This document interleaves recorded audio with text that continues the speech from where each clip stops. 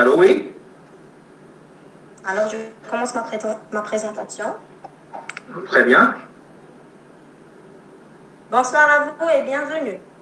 C'est un plaisir de vous retrouver encore une fois ce soir pour le 4e jour de la formation HSE, organisée par le Club Génie Civil USTHB. Et comme prévu, aujourd'hui, nous allons passer à l'évaluation des risques dans le domaine du BTP. Et pour cela, nous avons avec nous le formateur, M. Zadi Abdelhak. Bonsoir, M. Zadi. Bonsoir. Bonsoir tout le monde. On vous remercie vivement d'avoir accepté notre invitation et d'être parmi nous. Pouvez-vous vous présenter, s'il vous plaît? Très bien. Bonjour tout le monde. Et je suis très ravi de collaborer avec vous et d'animer cette séance de webinaire sur l'analyse des risques au poste de travail. Alors, je m'appelle Abdelhak Zadi. Je suis un ex-enseignant vacataire au Master Ingénierie Management de la Qualité. Je suis auditeur IRCA, ISO 9001, 14001 et ISO 45001. Je travaille principalement avec l'organisme certificateur SGS. Il est connu à l'échelle internationale. Je suis formateur en ordre de management de la qualité, la sécurité, l'environnement et aussi l'efficacité énergétique et le management de risques suivant la nouvelle norme ISO 31000. Je suis aussi formateur sur les aspects techniques de maîtrise des risques professionnels, en commençant par l'analyse, la prévention, la protection collective individuelle, la gestion des situations d'urgence, les POI, le PPI, c'est-à-dire le plan d'opération interne et le plan particulier d'intervention. Je suis aussi formateur sur la gammographie industrielle et j'ai fait la première formation au Maroc destinée aux HSE des entreprises industrielles qui utilisent les sources radioactives. Donc c'est très bien que certains contrôlent non destructifs des matériaux, donc on utilise certaines sources de rayonnement ionisant. Je suis aussi formateur en ce qui concerne veille et conformité réglementaire, donc formateur auditeur, évaluateur. Je fais aussi l'accompagnement pour la mise en place des systèmes de management QSE, que ce soit séparé, c'est-à-dire qualité, sécurité, environnement, ou intégré dans un seul système. Je suis aussi conseiller en amélioration des performances QSE, performance en matière de réalisation des objectifs, que ce soit pour la partie qualité, que pour la partie sécurité et la partie environnement. Et je suis aussi formateur en sûreté des installations portuaires, avec une reconnaissance internationale pour ce qui concerne le code ISPS, et bien sûr la sûreté pour les sites industriels. Donc, encore une fois, je suis ravi d'être parmi vous. Nous avons devant nous 1 heure pour faire le webinaire, donc je vais essayer d'être un petit peu bref et rapide. Pourquoi? Parce que dans ce domaine-là, il y a beaucoup de choses à dire, il y a beaucoup de choses à voir, mais je vais cibler l'essentiel et principalement, je vais me focaliser sur la méthode, parce que c'est la méthode que nous devons apprendre et comprendre bien pour pouvoir l'appliquer là où on se trouve dans les chantiers BTP ou n'importe quelle activité du BTP. Alors, commençons par l'objectif. Qu'est-ce que nous attendons de ces formations? Qu'est-ce que nous attendons de ces activités, de cette amélioration des compétences? C'est l'amélioration de la performance en santé et sécurité au travail, par la prévention. Alors, monsieur, avant de commencer, nous sommes ravis de vous avoir parmi nous. D'accord. Alors maintenant, chers participants, on commence notre séance et je cède ma parole à vous, monsieur Zadi. Et si vous avez des questions, n'hésitez pas à les poser dans le chat. Bon courage. Merci beaucoup, merci. Alors, nous commençons par l'objectif, les objectifs attendus. L'objectif attendu, c'est ce qu'on appelle toujours un objectif qui est international et qui est un objectif qui est couramment utilisé dans le système de management HSE. Là, le zéro. On cherche le zéro. Le zéro accident ou bien incident et le zéro maladie professionnelle. Et pour pouvoir arriver à cet objectif, il faut déjà commencer par voir quels sont les risques qui peuvent ne pas nous permettre d'atteindre cet objectif. Et parmi ces risques, c'est le manque de prévention, ou bien de protection, ou bien de capacité à réagir pour remédier un petit peu aux effets néfastes. Alors, en matière de sécurité, on parle souvent d'accidents et d'incidents, mais dans la nouvelle norme ISO 45001, dans sa version de 2018, on ne parle pas d'accident, mais on parle d'incident. Et l'incident, il englobe le presque accident et l'accident. Le zéro, c'est atteignable. Effectivement, plusieurs entreprises ont mis en place des systèmes de management et ils ont réussi à atteindre zéro incident et zéro maladie d'une façon qui est continue et durable. Alors, en matière de BTP, lorsqu'on va parler de la vie du BTP, il y a une chose importante. C'est que le travail dans le BTP, il est considéré comme un travail à risque. N'importe où, n'importe quelle activité du BTP, le risque, il est là. Le problème qui existe, c'est que comment peut-on maîtriser ces risques? Et pour les maîtriser les risques, il faut commencer par une analyse préalable des risques et qu'il faut qu'ils soient menés avec soi par des personnes compétentes. Et là, ce n'est pas donné à tout le monde de mener une analyse de risque qui est exhaustive, qui est efficace et qui permet d'atteindre les objectifs sans qu'il y ait de connaissances de base, des compétences en matière de gestion de risque de façon globale. Cette analyse de risque a pour objectif de définir les mesures de prévention et de protection. Et lorsqu'on parle de la prévention et de la protection, ça veut dire avant l'apparition de l'incident, c'est une démarche qui est proactive, qui vise à préserver le salarié dans son milieu professionnel. Et tout cela, c'est pour limiter les conséquences dommageables. Et lorsqu'on parle de conséquences, on parle des accidents et on parle des maladies professionnelles, les deux, parce que dans le HSE, on doit toujours traiter l'hygiène, la sécurité et l'environnement. Dans la partie HSE, dans le S, et le S, il englobe les deux. Donc, ça parle toujours de santé et sécurité en milieu professionnel. D'une part, l'analyse préalable. D'autre part, il faut mener une analyse d'une conformité réglementaire. Tout simplement parce que la réglementation liée à l'HSE, c'est une réglementation qui a été créée sous forme d'une façon qui est réactive. C'est-à-dire qu'il y avait des accidents graves et il n'y avait pas de réglementation qui va un petit peu organiser certaines activités dans certains secteurs. C'est la raison pour laquelle que lorsque on fait une analyse de la réglementation, de la législation de façon globale, on va se trouver avec plusieurs consignes, plusieurs règles, plusieurs obligations à respecter et ça vise à atteindre le zéro accident. Lorsqu'on parle de l'accident, ce n'est pas un mot léger, ce n'est pas quelque chose qui n'a pas d'impact. Mais l'accident, il a beaucoup d'impact sur les deux, sur l'accidenté et sur l'entreprise, l'organisme. Alors, prenons le cas de l'accidenté. L'accidenté, il va sentir les douleurs. Et il n'y a personne au monde qui va sentir et supporter les douleurs de l'accidenté à sa place. Donc, c'est lui seul qui va sentir les douleurs suite à un accident. Et ça, c'est ce qu'on ne souhaite pas. Parfois, l'handicap, la réadaptation par rapport au poste de travail, une fois accidenté, s'il maintient toujours son poste, il va avoir une diminution de revenus. Et s'il est toujours maintenu par son entreprise, diminution de la possibilité de promotion professionnelle. Pourquoi? Parce qu'il n'a pas la capacité de le faire. Et parfois même une perte d'emploi. Pourquoi? Parce qu'il n'a pas l'aptitude pour faire le travail. Une fois la perte d'emploi, il va se traduire par une perturbation de la vie familiale. Et on sait très bien cet impact direct sur la responsabilité de l'homme ou de la femme pour gérer une famille. Donc, il va y avoir une perturbation lorsqu'on perd son emploi.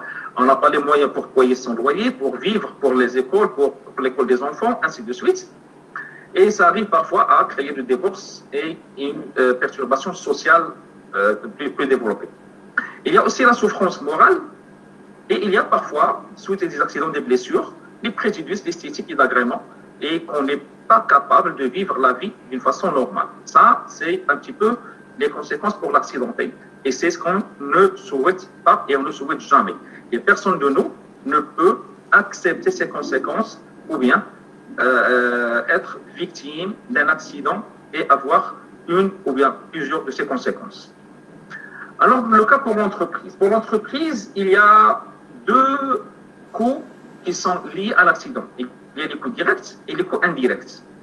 Pour tout ce qui est coûts directs, c'est l'indemnité journalière, les frais médicaux hospitaliers, mais malheureusement, et heureusement pour l'entreprise, c'est qu'ils sont supportés par les assurances ou bien la Caisse nationale de sécurité sociale, généralement présente dans plusieurs pays. Mais le plus grave, c'est la partie cachée de l'iceberg. C'est le temps passé pour secourir la victime. Alors, pour secourir la victime, ce sont les premiers secouristes qui viennent, ou bien les collègues, et là, c'est un temps qui est perdu au lieu de produire Donc les gens, ils font secourir leurs camarades, et là, c'est un temps, le temps est l'équivalent de l'argent. Le temps passé pour des formations administratives, donc toute la partie administrative de prise en charge, d'indemnisation, de suivi d'assurance, tout ça. La perturbation du personnel, eh bien les collègues, lorsqu'ils sont présents sur le lieu de l'accident, et ils ne sont pas dans leur état normal. Il y a une perturbation, cette perturbation, il se traduit par des mauvais comportements, parfois des démissions, des départs massifs. Et ce départ massif, lorsqu'il y a plusieurs accidents, donc c'est une perte de compétences. La perte de compétences pour l'organisme, c'est les deux volets. Il y a un volet qui concerne l'accidenté lorsqu'il fait partie des personnes clés de l'entreprise. Ça veut dire un chef de chantier, un chef de projet, un responsable qui détient toute l'histoire d'un chantier donné, ou bien les personnes qui ont des compétences et qui vont chercher d'autres organismes qui présentent plus de sécurité. Il y a aussi, suite à cela, il y a aussi pour l'organisme les baisses de la productivité et de la qualité. Effectivement, lorsqu'il y a un accident, donc il y a une baisse de productivité suite aux problèmes liés et au comportement des salariés.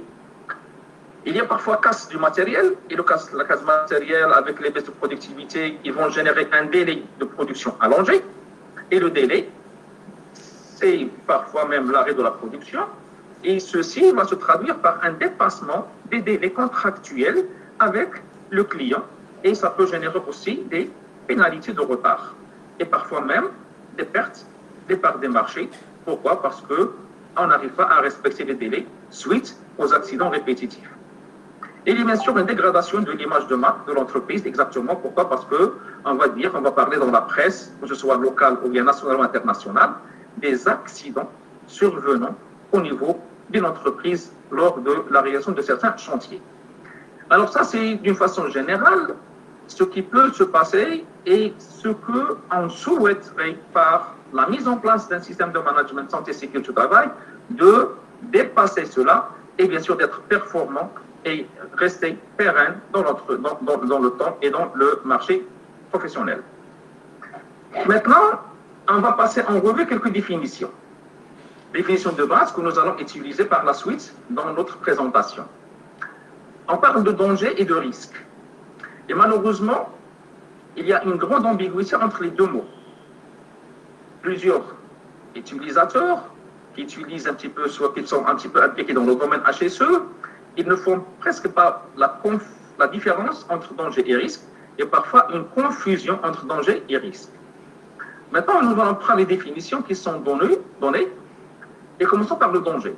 Donc, comment il est défini le danger? C'est source aux situations pouvant nuire. Ça veut dire qu'une source ou une situation qui est capable de porter préjudice à la santé ou à la sécurité, donc c'est un danger.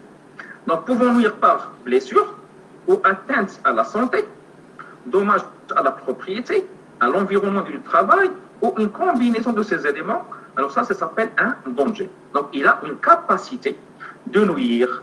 Donc, que ce soit un équipement, que ce soit une situation, que ce soit un moyen, que ce soit un produit, que ce soit un environnement. Donc, là où il y a une capacité de nuire à la santé ou à la sécurité, ça s'appelle un danger. Maintenant, le risque. Le risque ne peut apparaître que s'il y a un danger. Alors, sans danger, il n'y a pas de risque. Ça, c'est un élément clé qu'on doit mettre dans la tête. Deuxièmement, le risque, il est lié à l'exposition au danger d'une part. Donc, il y a ce qu'on appelle l'exposition. Et l'exposition, il est lié à deux facteurs essentiels. C'est-à-dire la fréquence, combien de fois je me suis exposé à un danger, et à chaque fois, quelle est la durée d'exposition. Si je fais la combinaison de ces deux, je vais pouvoir identifier et évaluer la durée d'exposition. Alors, la définition, il nous donne une combinaison de la probabilité d'occurrence, donc généralement le calcul de la criticité du risque, on fait allusion à la P, c'est-à-dire la probabilité d'occurrence, d'un ou plusieurs événements dangereux, en relation avec le danger, de la gravité du dommage. Donc à chaque fois qu'il y a un risque, un accident, il y a un dommage et la gravité du dommage, il varie d'une blessure bénigne jusqu'au décès. Alors, je continue dans la définition. Donc, de la gravité du dommage que ces événements peuvent causer et la fréquence d'exposition à ces événements dangereux. C'est-à-dire la fréquence d'exposition, c'est la durée qui est combinée un nombre de fois. Parce que si, par exemple, une personne s'expose 5 fois à un danger, et une autre personne s'expose 5 fois aussi au même danger, ça peut ne pas avoir la même durée d'exposition. Pourquoi? Parce que dans les 5 fois, la première personne peut s'exposer 5 minutes à chaque fois, mais dans le deuxième cas, la personne peut s'exposer 15 ou 20 minutes ou 30 minutes chaque fois. Et à ce moment-là, donc on fait une combinaison entre la fréquence d'exposition et la durée d'exposition pour pouvoir évaluer l'exposition. Pourquoi on parle de l'exposition? Parce qu'il y a un phénomène important et qui est relatif à la santé. Pourquoi relatif à la santé? Parce qu'à chaque fois qu'on est devant une situation qui peut nuire à la santé, comme par exemple un rayonnement ionisant, comme par exemple une poussière toxique ou bien dangereuse, ou bien on est devant une atmosphère qui est appauvrie en oxygène, alors là, c'est l'exposition qui sera l'élément clé de l'apparition des maladies. Alors ça, ce sont deux éléments essentiels, le danger et le risque, et nous allons voir quelques exemples pour un petit peu vous familiariser d'une façon plus approfondie. Accident, c'est quoi? C'est un événement brusque et indésirable qui a mené à des dommages corporels, environnementaux et ou matériels. Donc, lorsque on parle de dommages, c'est-à-dire on est dans la phase de dommage, et par rapport à la santé, on parle de la maladie, par rapport à la sécurité, on parle de la blessure, on parle de parfois même du décès. Alors là, on est devant l'accident. Pourquoi? Parce que le dommage est là. L'incident, dans sa définition globale, qui peut un peu différer par rapport à l'accident, c'est événement qui aurait pu entraîner un accident. Et là, l'utilité, elle est bien définie. Si vous voulez faire des recherches approfondies, donc je vous conseille de voir un petit peu la pyramide de Bird, qui va donner un petit peu une explication globale sur la relation entre un accident grave, un accident mineur, un incident, une anomalie. Et vous allez voir un petit peu la règle et l'importance de la gestion des incidents. Parce que si on gère les incidents par l'identification, le remontée, l'analyse et la mise en place des actions, donc ça va éviter l'apparition des accidents. Par rapport au dommage, donc le dommage, c'est conséquence sur la santé ou l'intégrité physique de la personne. Ça, on parle de la dommage sur la personne, c'est-à-dire sur la personne victime d'un accident. Bien. Alors, comment apparaissent le dommage, qui soit un accident, soit une atteinte à la santé, c'est-à-dire une maladie? Donc, il y a toujours la présence d'un danger et il y a la présence d'une personne. Et la personne n'est considérée en situation dangereuse que s'il est dans la zone d'exposition par rapport au danger. Donc, une fois qu'il est d'exposition, il est en situation dangereuse, dans les deux cas, et il arrive un événement dangereux qui va générer le dommage. Ça, c'est pour la sécurité. Par contre, pour la santé, donc il y a le danger, que ce soit un gaz, que ce soit une poussière, que ce soit un rayonnement, que ce soit un environnement, vibration, chaleur, bruit ou ça, et il y a une personne qui est exposée. Alors là, c'est le temps d'exposition qui est élément clé de l'apparition du dommage. Combien de temps je suis exposé? Mais l'exposition, c'est aussi une variante.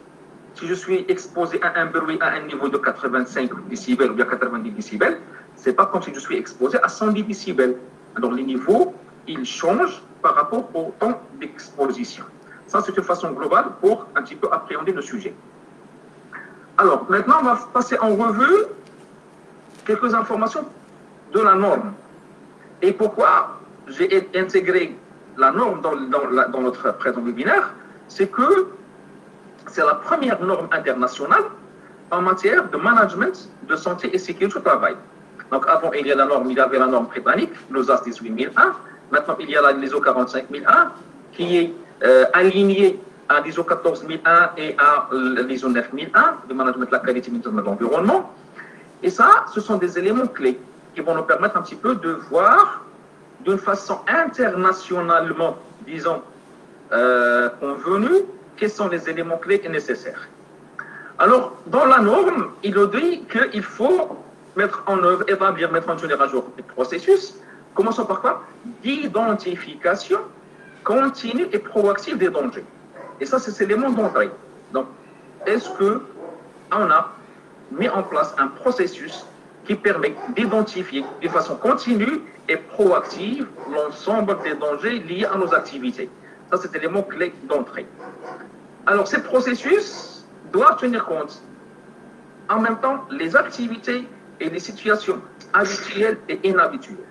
Et ça, je vous donne un conseil très important. La plupart des analyses de risque que je passe en revue lorsque je fais des audits chez des organismes, il est axé sur tout ce qui est habituel. Mais tout ce qui est inhabituel, il n'est pas pris en considération. Et ça, c'est un élément gênant, un élément perturbateur qui ne permet pas de mieux, d'assurer, bien sûr, d'assurer l'exhaustivité. Alors, lorsqu'on parle de ces situations, il faut toujours poser la question. Lorsqu'on fait l'identification des dangers, il faut poser la question pour voir les activités habituelles et poser la question pour les activités inhabituelles qu'on ne peut pas observer parce qu'il arrive, ils surviennent très rarement. D'autre part, il y a ce qu'on appelle, il faut prendre en considération l'ensemble des infrastructures, des équipements, des matériaux, les substances, les conditions de travail, la conception, tout ça, il faut le passer en revue. Et pour le passer en revue, il faut faire une planification, il faut passer en détail l'ensemble des éléments nécessaires. Autre chose dans ce processus, le processus doit aussi tenir compte de l'organisation du travail, parce qu'un travail de nuit n'est pas comme un travail du jour. Un travail pendant l'hiver n'est pas qu'un travail pendant le bon temps.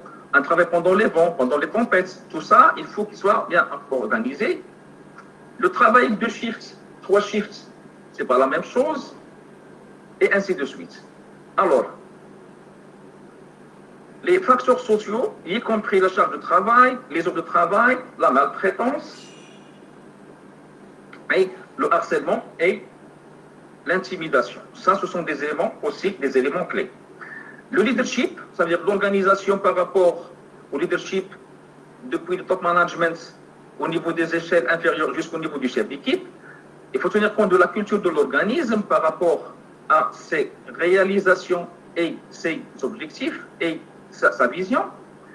Il faut aussi passer en revue les événements indésirables passés, c'est-à-dire l'histoire, interne ou externe. Et ça, c'est un élément essentiel. Pour ce qui est interne, c'est tout ce qui a été vécu dans le passé de l'organisme. Et tout ce qui est externe, c'est ce qui se passe chez les autres. Si vous faites la même activité de BTP, alors les accidents qui surviennent, qui sont survenus chez les autres, un jour, ils vont survenir chez vous. Alors là, il faut prendre en considération pour voir quelles sont les mesures de prévention et les mesures de maîtrise. Et bien sûr, il faut tenir compte des situations d'urgence et leurs causes dans toute partie d'identification et de mise en œuvre des actions. Il y a d'autres aspects qu'il faut prendre en considération. La conception du travail par rapport aux équipements, par rapport aux difficultés de déplacement, d'orientation. Tout ce qui se passe à proximité du travail, c'est-à-dire les activités qui ne sont pas uniquement dans l'organisme, mais à proximité et qui peuvent générer des risques pour l'organisme. Et bien sûr, les situations non maîtrisées par l'organisme et survenues à proximité du travail. Ça, c'est aussi important. Pourquoi? Parce qu'on ne doit pas se focaliser sur le risque par rapport à notre activité dans l'intérieur de nos locaux, mais il faut voir ce qu'on peut générer comme problème par rapport aux personnes à l'extérieur. Après, il y a un processus qui doit prendre compte des personnes, et lorsqu'on parle des personnes, c'est-à-dire c'est toutes les personnes qui travaillent au niveau de l'organisme. Toutes les personnes qui se présentent. Par exemple, vous avez un chantier. Et le chantier, donc il y a le maître d'ouvrage, il y a le maître d'œuvre, il y a les sous-traitants, il y a les stagiaires, il y a les sociétés de contrôle technique, tout ça. Alors si vous avez la responsabilité, alors il faut tenir compte de l'ensemble de ces activités, bien sûr. Les situations d'urgence potentielles, ça c'est aussi un élément clé. Pourquoi? Parce qu'il faut, dès le départ, penser à ce qui peut générer des dommages et comment vous allez intervenir pour réduire la gravité du dommage. Alors, une personne accidentée qui saigne, si on n'arrive pas à arrêter l'hémorragie, il va finir par mourir. Ça, il faut se préparer. Si un incendie se déclenche, alors il faut avoir les moyens pour pouvoir le gérer. Pourquoi? Pour réduire, bien sûr, la gravité des conséquences. Il faut tenir aussi compte des modifications. Alors, à chaque fois, il y a beaucoup de modifications qui se passent. Modification de l'organisation, modification des moyens, modification des équipes. Et là, ça permet aussi de générer de nouveaux dangers ou de modifier quand même l'analyse de risque. Et bien sûr, il y a l'évolution des connaissances et des informations sur les dangers. Ça, c'est aussi important. Prenons le cas, par exemple, si vous utilisez des produits chimiques et vous avez des fiches de données de sécurité qui sont faites il y a 10 ans ou bien il y a 12 ans, alors il ne contient pas effectivement les informations qui ont été réellement ou qui correspondent réellement aux produits chimiques. Pourquoi? Parce qu'il y a une évolution des connaissances, une évolution de recherche. Donc, tout ce qui a été fait d'une façon très ancienne, il faut demander une révision. Il faut demander est-ce que effectivement les dangers associés à ce produit ils sont les mêmes ou il y a une apparition de nouveaux dangers ou bien de nouveaux risques. Alors la norme, pour finaliser les choses, il est structuré pour permettre de faire deux types d'évaluation, deux types d'analyse.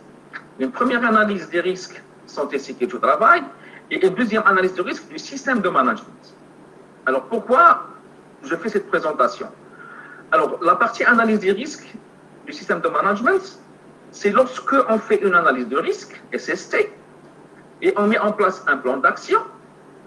Si le plan d'action n'est pas suivi, s'il n'y a pas d'indicateur, si l'efficacité des actions n'est pas évaluée, alors ce ne sera pas un problème de l'analyse, mais c'est un problème du système. Si les anomalies ne sont pas remontées, si les accidents et les incidents ne sont pas remontés, analysés, traités, alors là, c'est un problème du système. Alors, pour faire un bon travail et arriver à réaliser vos objectifs, il faut faire les deux. Faire une bonne analyse des risques, complète, exhaustive, pertinente, et il faut gérer cette analyse pour qu'il soit dynamique.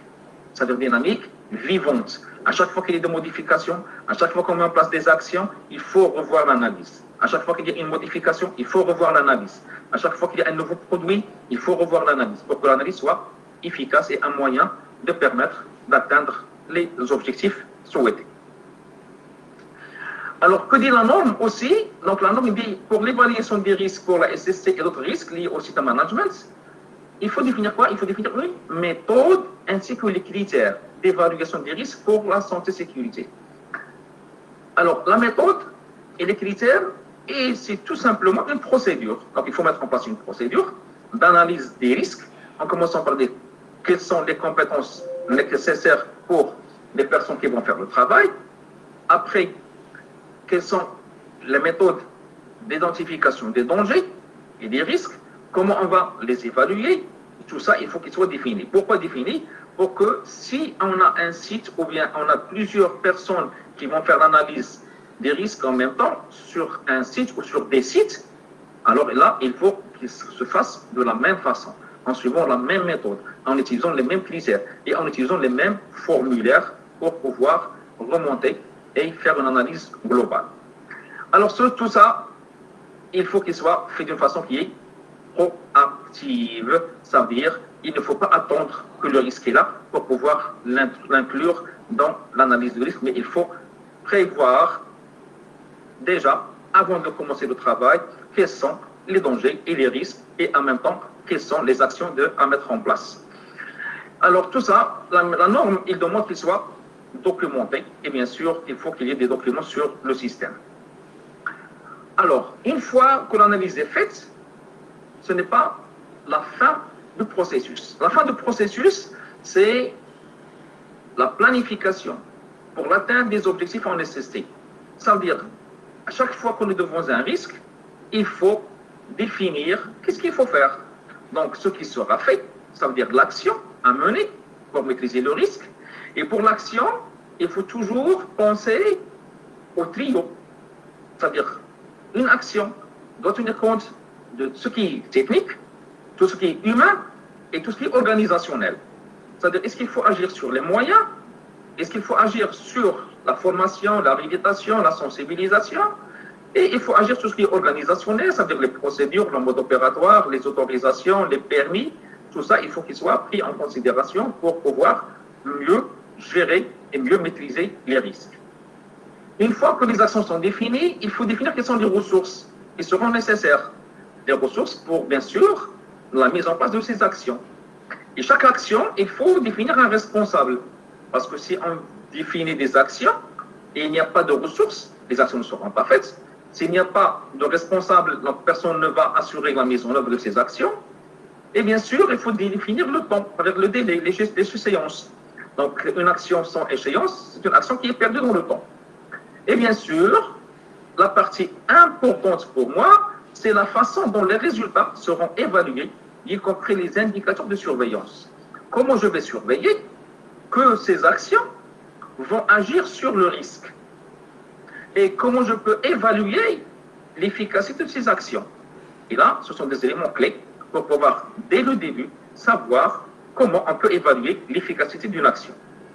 Et enfin, comment les actions permettant d'atteindre les objectifs sont intégrées dans les processus métiers de l'organisme. Et là, c'est un élément clé.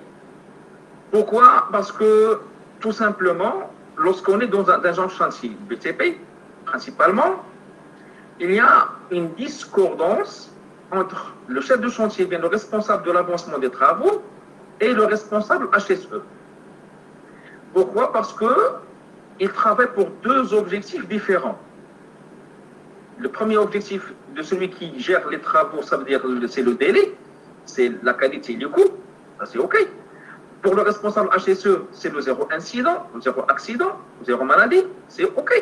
Mais normalement, ce sont les deux responsables qui doivent collaborer pour atteindre le zéro accident et pour faciliter l'exécution des travaux sans qu'il y ait atteinte à la santé et à la sécurité des personnes qui sont exposées.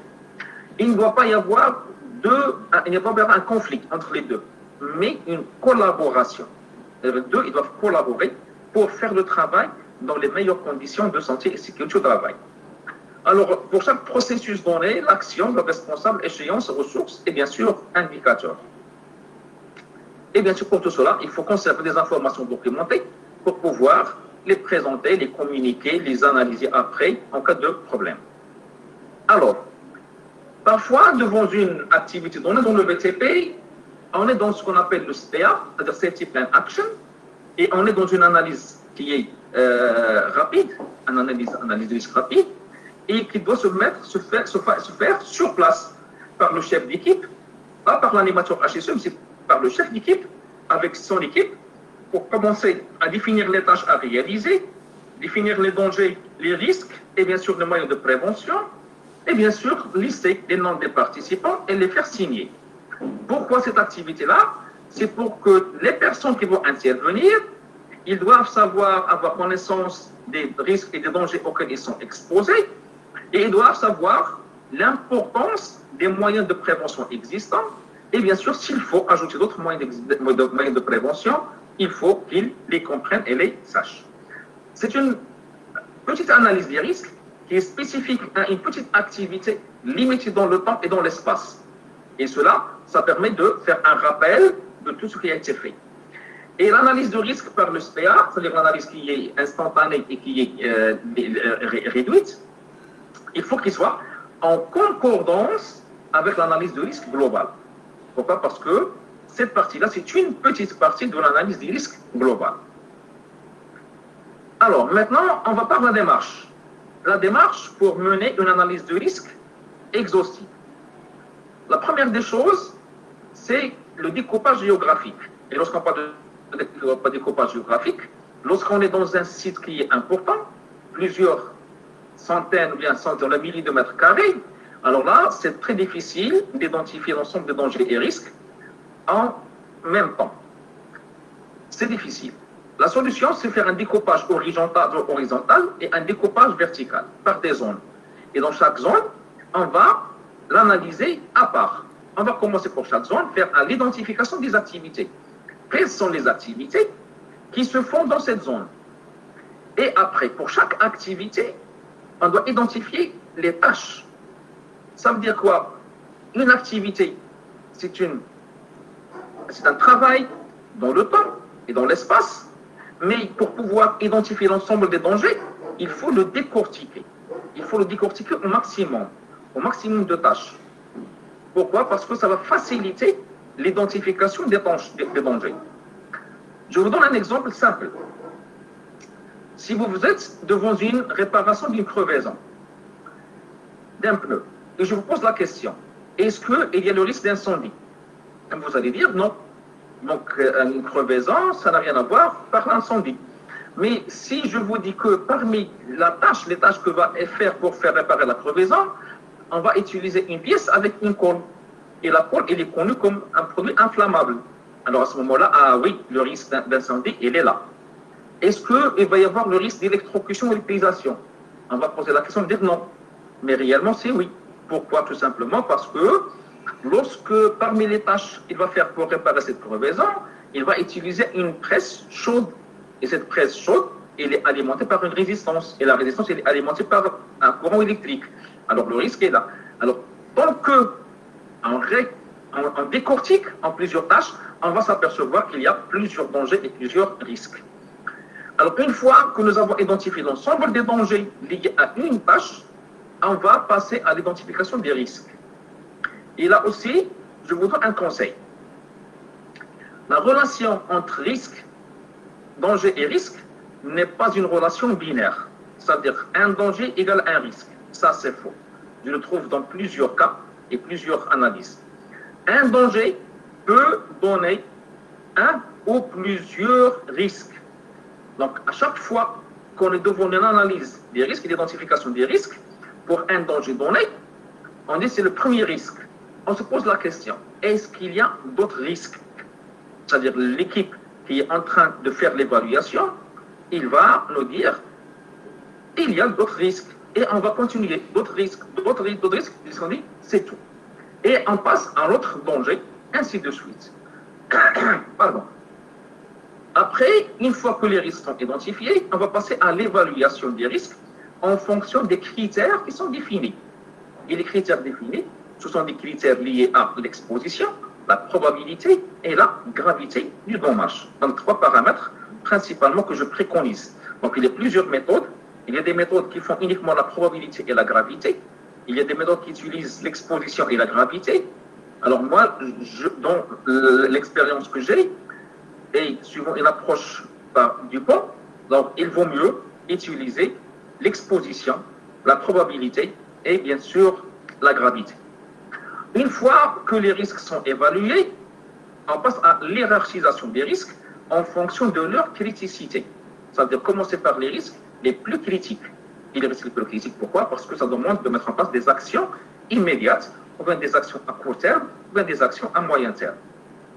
Une fois que cela est défini, il faut mettre en place des actions de maîtrise des risques. Et les actions doivent toujours répondre à la combinaison de tout ce qui est technique, humain et organisationnel. Par exemple, vous êtes en face d'un risque lié aux chutes de hauteur, qui est le risque, le numéro 1 en matière du BTP, qui génère des accidents mortels. Tout ce qui est technique, c'est en fonction. Est-ce qu'on va utiliser des échafaudages? Est-ce qu'on va utiliser des nacelles? Est-ce qu'on va utiliser des escabeaux? Ou bien, est-ce qu'on va utiliser des paniers man basket, c'est-à-dire paniers manipulés par grue? À chaque type de moyen technique, il va y avoir des compétences. Quelles sont les personnes qui vont avoir les formations nécessaires? Alors, formation comment utiliser l'échafaudage, ce n'est pas les compétences pour utiliser une nacelle, ce n'est pas les compétences pour utiliser un escabeau, ou bien les compétences pour utiliser un basket. Et bien sûr, l'organisation, tout ce qui est permis, tout ce qui est autorisation, tout ce qui est mode opératoire, tout ce qui est consignes et règles, tout ça, ce sont les éléments clés pour la maîtrise des risques. Une fois que les actions sont mises en œuvre, il faut passer à l'évaluation de l'efficacité de ces actions. Pourquoi? Parce qu'une action a été planifiée, elle est réalisée, mais ce n'est pas la finalité. La finalité, c'est que est-ce que nous avons atteint l'objectif de cette action? Et là, on va juger est-ce que c'est efficace ou bien ce n'est pas efficace. Et après, on va faire une mise à jour et amélioration de l'analyse systématique. Par exemple, si j'ai un risque critique et je mets en place des actions, ces actions, ils sont orientées vers la durée d'exposition, parce que je vais réduire la durée d'exposition. Alors, je vais faire une nouvelle mise à jour et je vais avoir que le E, il va être réduit. Si des actions qui concernent beaucoup plus la maîtrise et la probabilité, donc je vais voir la probabilité d'occurrence, elle va être réduite. Ou bien si je mets en place des actions qui vont m'aider à réduire le dommage de l'accident, alors ça c'est la gravité qui sera réduite et j'aurai une autre criticité de risque que je dois évaluer d'une façon périodique.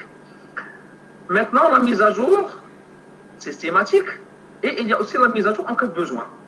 C'est-à-dire une revue périodique annuelle en cas de modification de moyens, modification de sites, modification de compétences et en cas d'incident. Ça c'est aussi important.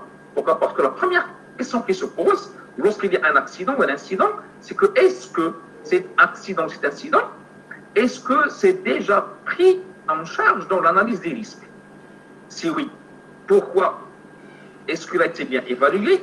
Est-ce que l'action a été bien faite? Est-ce que les actions ont été bien efficaces? Et là, on se pose la question, c'est-à-dire la remise en cause pour chercher l'amélioration.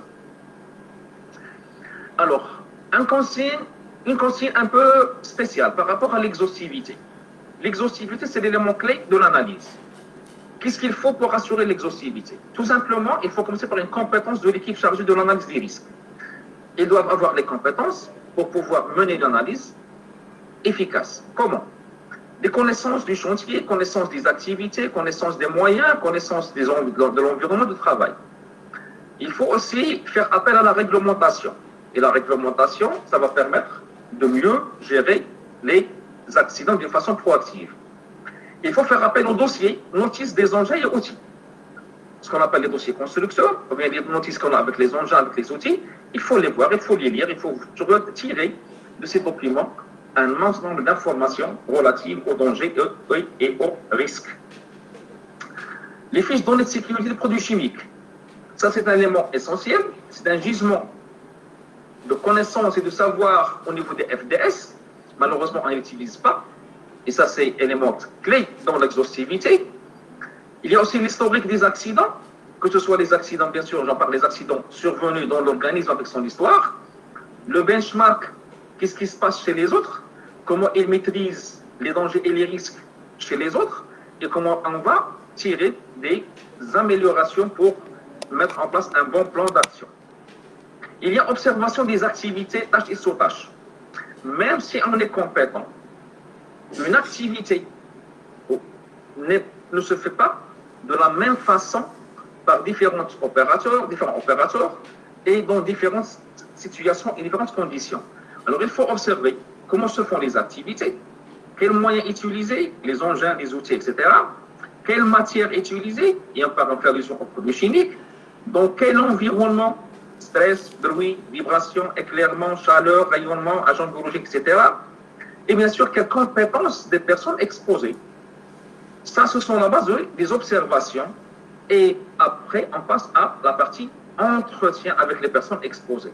Comment ils font dans la façon normale, habituelle, et lorsqu'ils se présentent des étapes inhabituelles, comment ils font. Et tout cela, c'est pour assurer l'exhaustivité de l'ensemble des dangers et des risques liés aux activités. Maintenant, on passe en revue les familles des activités du BTP.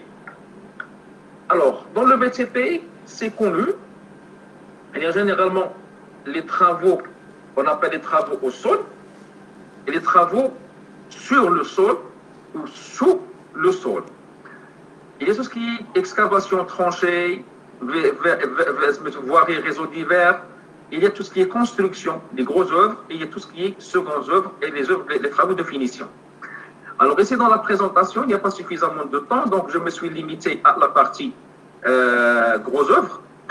Et nous allons voir un petit peu quelques éléments qu'on ne trouve pas généralement dans les analyses des sociétés du BTP. Alors, la première des choses, c'est qu'on oublie généralement le déplacement pour visite des lieux avant le démarrage du projet.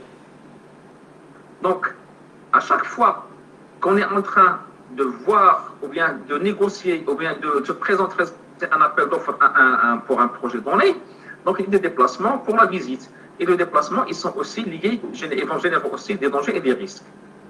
Il y a la visite des lieux avant le démarrage du projet. Donc il faut visiter les lieux, il faut voir comment va y avoir l'organisation, les clôtures, les accès, tout ça. Il y a l'activité de levée topographique. La levée topographique, c'est aussi un problème par rapport à la plupart des études. Il ne prend pas en considération cette partie-là. Pourquoi? Parce qu'il est limité dans le temps et il n'est pas une activité tellement principale pour l'avancement des travaux, mais c'est un élément clé. Parce qu'on ne peut pas commencer un travail ou bien les travaux de BTP sans passer par la levée topographique. Et là, il y a plusieurs risques qui sont liés à cette activité. Il y a aussi la mise en place des clôtures du chantier.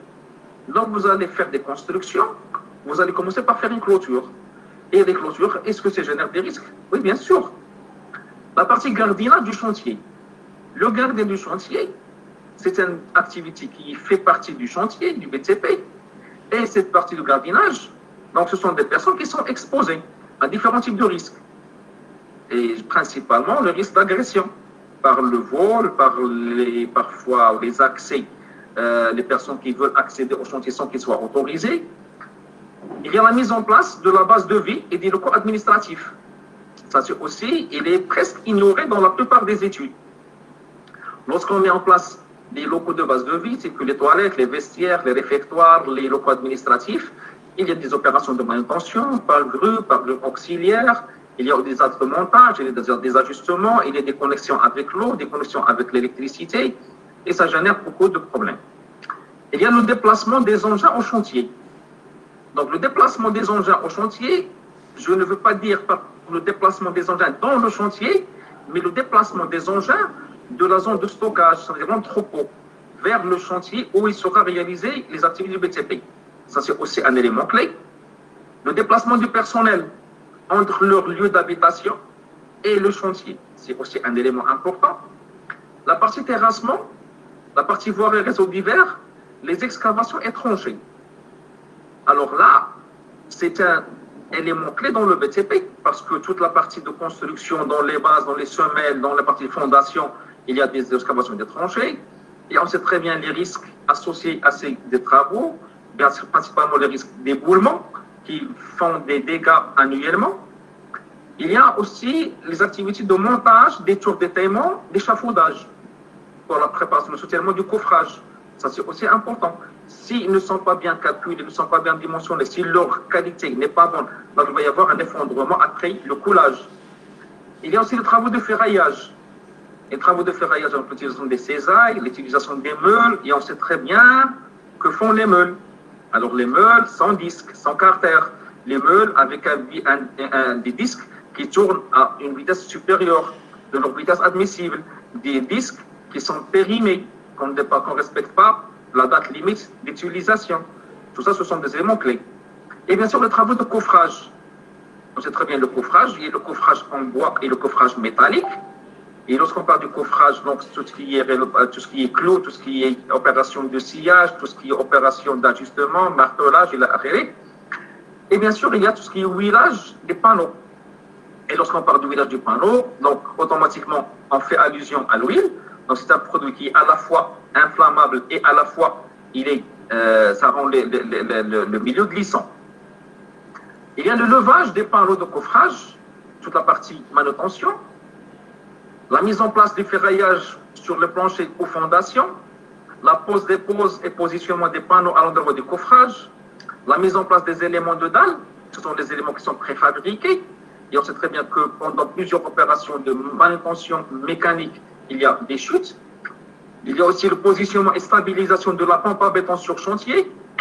Et là, il y a plusieurs exemples sur le renversement des pompes à béton, ou bien des heurts qui font, par exemple, lorsqu'il y a la manipulation du bras de la pompe, le coulage du béton allait de la pompe à béton, et l'opération du coulage, donc il y a soit la pompe, c'est une activité à part, soit le coulage du béton allait de seau à béton et grue.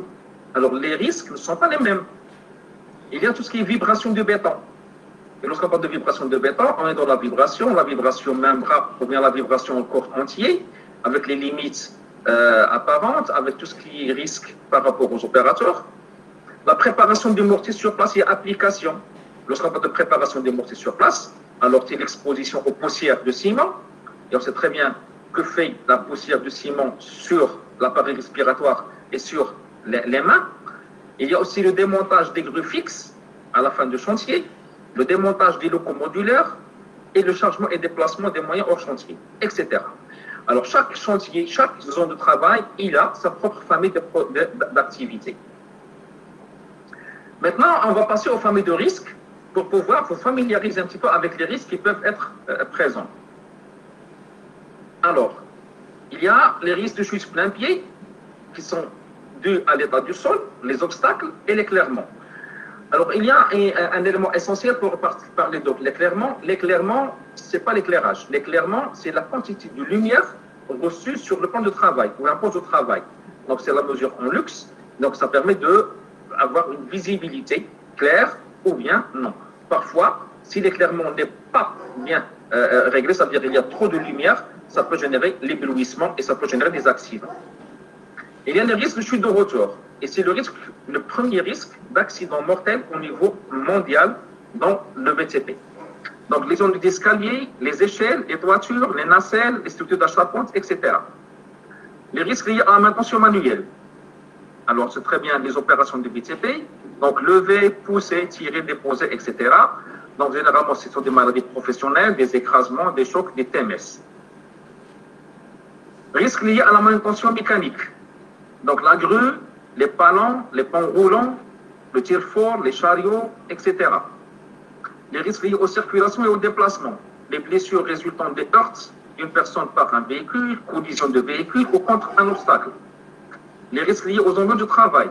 L'éclairement, le bruit, la chaleur, la vibration, les odeurs. Ce sont des risques qu'on trouve généralement dans le milieu du génie civil, dans le BTP. Il y a les risques liés à l'électricité, intervention sur les installations, les outils, les lignes électriques.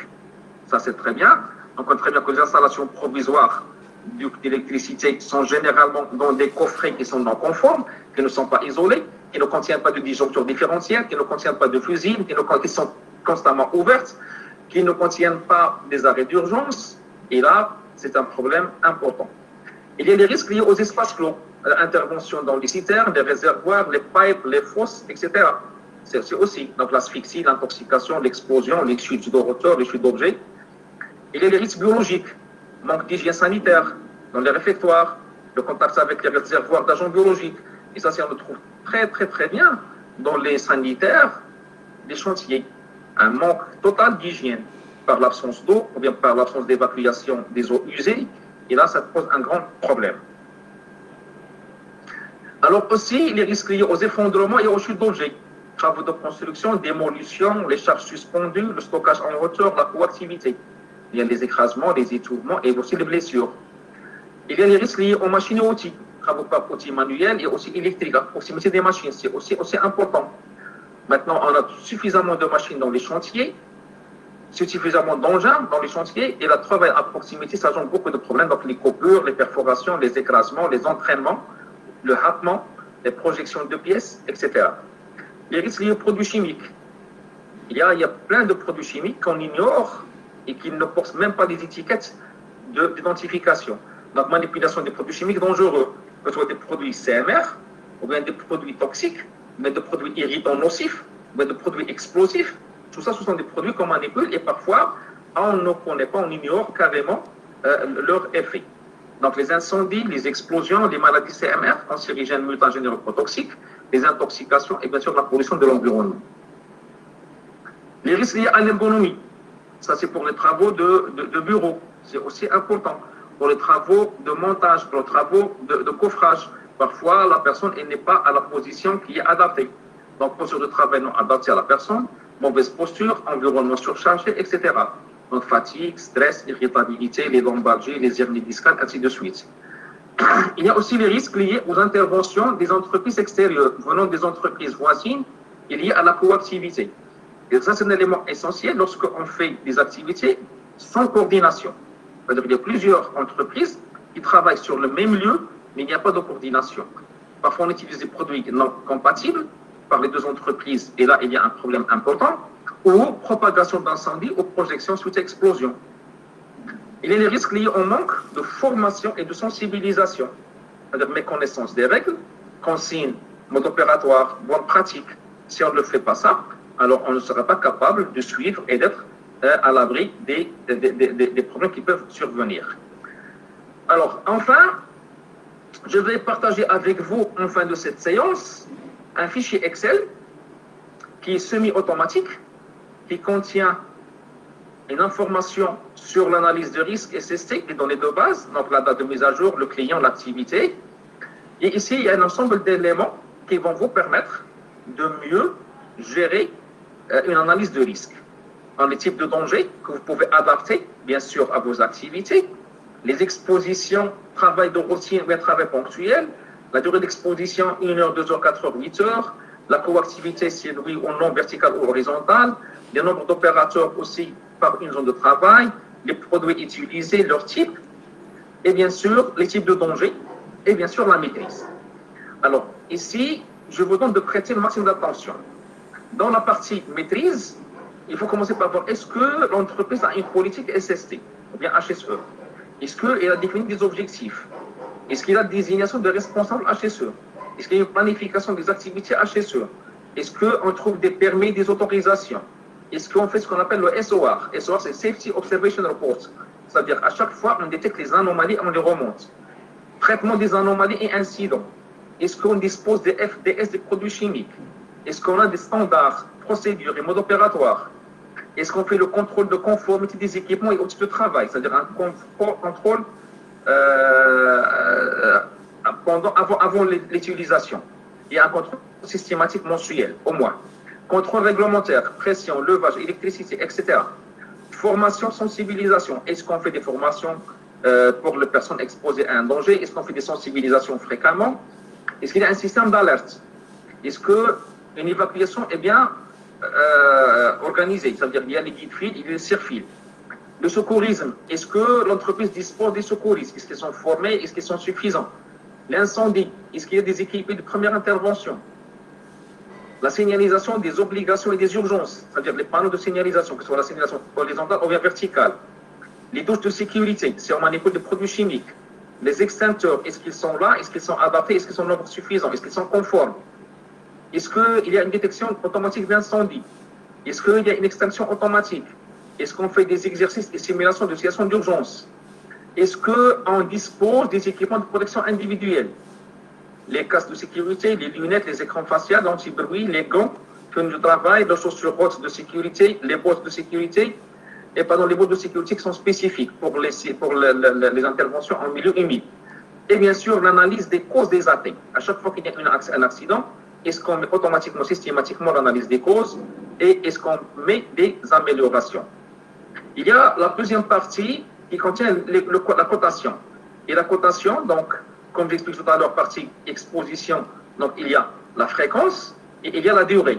Et entre les deux, on a un coefficient. Il y a la probabilité, donc c'est un coefficient que vous pouvez adapter suivant votre besoin. Et il y a la gravité, qui a aussi des facteurs. Et bien sûr, la criticité, CE fois P fois G. Et bien sûr, il y a le niveau d'acceptabilité de risque. Soit un risque inacceptable, un risque fort, un risque moyen ou un risque acceptable qu'il faut surveiller. Ça, c'est pour faire la dernière partie qui est l'analyse. Alors, dans ce fichier-là, vous avez la zone de travail qui sont définies dans un fichier à part. On définit toutes les zones qui découlent de le découpage géographique. Donc, dans cette zone-là, quelles sont les activités qui se font? Les sous-activités, les types d'activités, est-ce que c'est de routine ou bien ponctuelles? Et ici, est-ce qu'on utilise des produits? Le danger des produits chimiques, quels sont les équipements qu'on utilise, l'outillage, et bien sûr, on fait une description du danger. Et la description du danger, on peut la chercher à partir du fichier de référence, qu'on peut bien sûr adapter, qu'on peut modifier, qu'on peut améliorer. Et bien sûr, on donne un numéro de risque et on décrit le risque. Risque de perte d'acuité auditive comme exemple par exemple. Donc, le préjudice corporel, ça c'est la blessure. Qu'est-ce que ça peut générer? Et on passe à l'exposition, la probabilité et bien sûr la gravité. Et on a le risque. Alors, dans ce fichier-là, il y a le risque qu'on appelle le risque brut. Ça veut dire que cette cotation, elle est faite sur la base qu'il n'y a rien. Il n'y a rien. Ça veut dire rien de protection. Il n'y a pas de moyen de protection collective, il n'y a pas de moyen de protection individuelle, il n'y a pas de formation, il n'y a rien. Ça, c'est le risque brut. Maintenant, on va voir quels sont les moyens de maîtrise existants. L'entreprise dont elle dispose. Il y a la partie organisationnelle, la partie technique et la partie humaine. Qu'est-ce qu'on a par rapport à ce risque? Et on va définir les actions qui existent dans l'entreprise. S'il n'y a pas d'action, donc il faut laisser vide, et tout ce qu'on a ici, on va le trouver la même chose ici. Sinon, on va tenir compte du moyen existant pour faire une deuxième évaluation. La gravité, l'exposition, et bien sûr, on va définir l'effectif pour le risque résiduel, l'effectif qui existe, l'historique, la probabilité d'occurrence, et on va faire le calcul du risque réel. Ça, c'est le risque réel, pardon.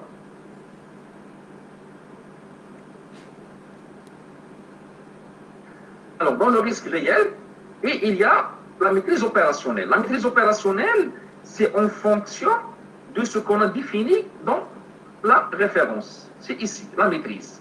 Si je donne des points à ces éléments de maîtrise, et je vais dire est-ce que ce risque est maîtrisé ou non. Et à ce moment-là, je vais calculer le risque résiduel, c'est-à-dire le risque réel. Ici. Et après, qu'est-ce que je vais mettre? Je vais mettre en place un plan d'action pour le risque résiduel. Tout ce que j'ai en place ici, je vais faire le calcul pour dire quelles sont les actions que je dois mettre en place pour améliorer et maîtriser mon risque.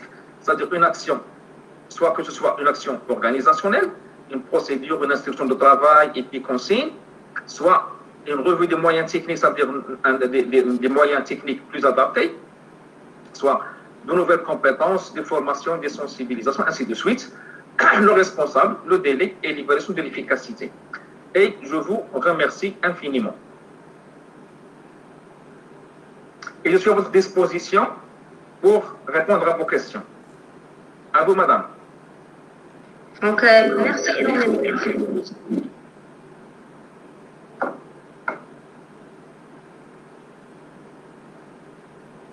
Vous m'écoutez, monsieur? Oui, je vous écoute. Merci énormément. Nous avons quelques questions posées par les participants et nous avons choisi les plus pertinentes. D'accord. Oui. La première question, s'il y avait un accident de travail au chantier, qui serait le premier responsable? Le premier responsable? Oui. Alors, toujours, sans discussion, le premier responsable, c'est l'employeur.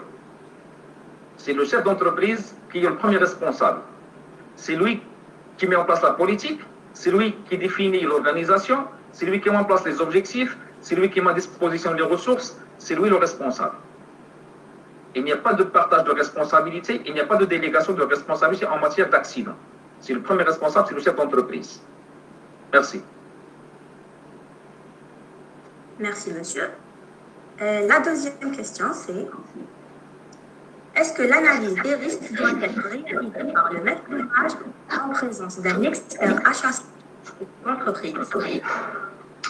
Alors, il n'y a pas de règle.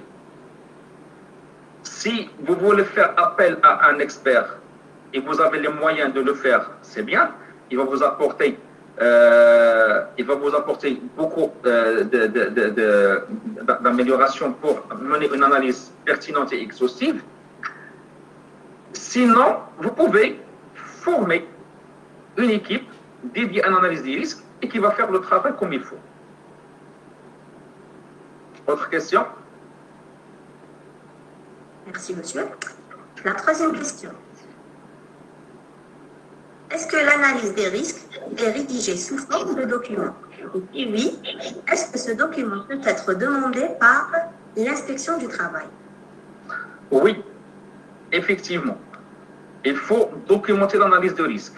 Il faut principalement tenir compte de la date de la dernière mise à jour de votre analyse de risque. Et s'il y a un problème, donc l'inspection du travail peut demander l'analyse des risques et vous devez présenter l'analyse des risques à l'inspection. C'est un document qui est obligatoire par la force de la loi. Autre question?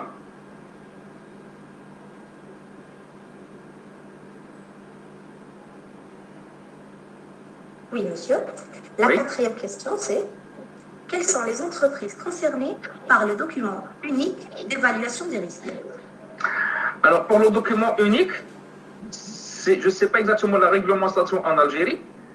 Au Maroc, on ne parle pas de document unique. Le document unique, c'est une obligation pour les entreprises françaises. Pourquoi? Parce que la réglementation française a exigé pour les entreprises de mettre en place un document unique. Pourquoi? Tout simplement pour que les entreprises françaises font l'analyse de la même façon et sur le même formulaire, ce qui permet aux personnes des inspections de travail ou aux personnes des évaluations de pouvoir avoir des documents qui sont similaires et qui sont rédigés de la même façon et qui contiennent l'ensemble des informations relatives aux dangers, aux risques et à l'exposition des salariés. Autre question? Non, c'est bon, monsieur. Alors, merci, monsieur. Donc, vous avez une chaîne YouTube, n'est-ce pas? Exactement. Alors, chers participants, vous la trouvez dans le chat avec nos réseaux sociaux. Donc, on arrive à la fin de cette séance. J'espère que nous avons vous enrichi vos connaissances. J'aimerais vous informer encore une fois qu'il y aura un test sous forme de formulaire en fin de la formation afin que vous soyez attestés. Si vous avez des questions, vous les posez dans nos réseaux sociaux. À la prochaine. Merci. Merci, au revoir. Et merci pour tout le monde. Merci, monsieur. Merci à vous. Merci, monsieur. Merci à vous. Au revoir. بارك الله فيك يعطيك الصحة.